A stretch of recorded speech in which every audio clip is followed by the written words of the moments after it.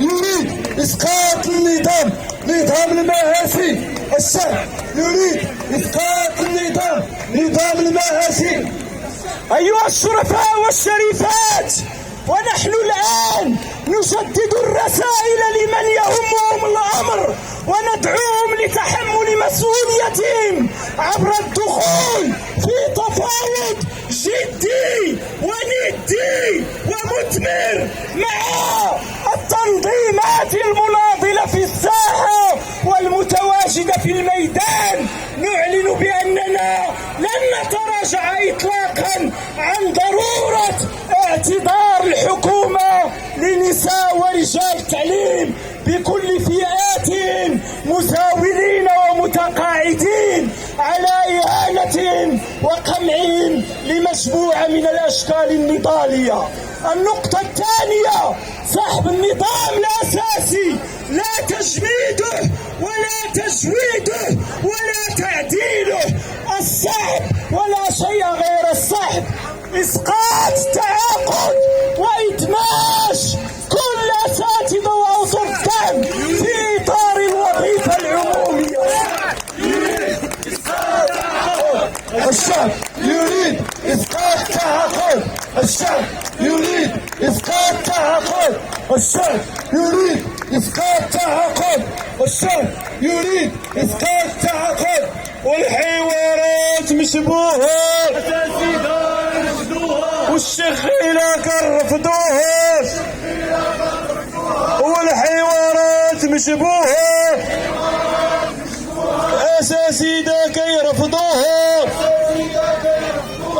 النقطة الرابعة، الزيادة العامة في الأجور والمعاشات وتنفيذ اتفاق 19 أبريل 2011 و26 أبريل 2011 وكافة الاتفاقات السابقة، وإسقاط جميع المتابعات القضائية في حق الأساتذة المفروض عليهم التعاقد، بالإضافة إلى حل كل الملفات العالقة.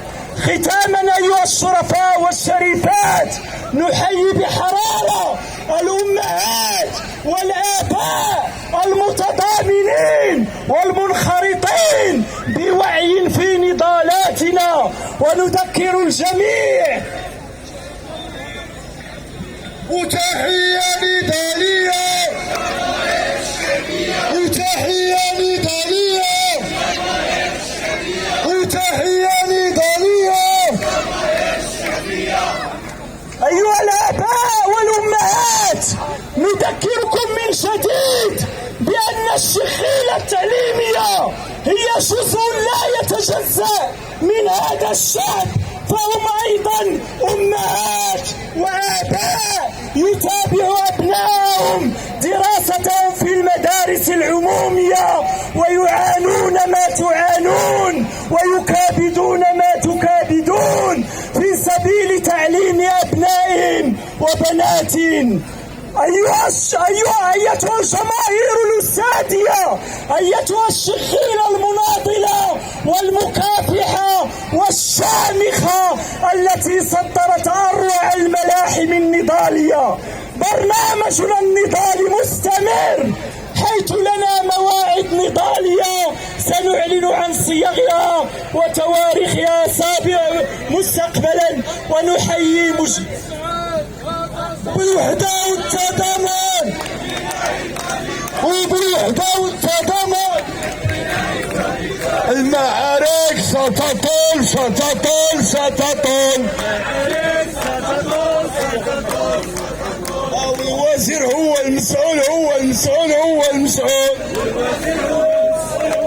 وختاما نحيي كل منابر الإعلامية، كل الآباء والأمهات، كل الأساتذة والأستاذات، كل الشباب والشابات، كل الأطفال، كل التلاميذ والتلميذات.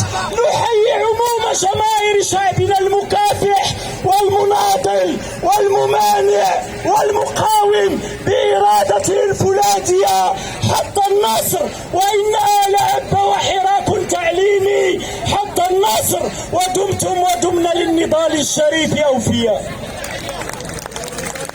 وتحية نضالية الشغيلة التعليمية، وتحية نضالية وخا نمشي غادي نرجع وعلى حقي حتى يرجع. تحية نضالية. إلى هنا نحييكم عاليا، ودمتم ودمنا للنضال أوفياء، ونرفع شكلنا النضالي هذا إلى نضال وصمود ومحطات أخرى. وتحية نضالية لكم.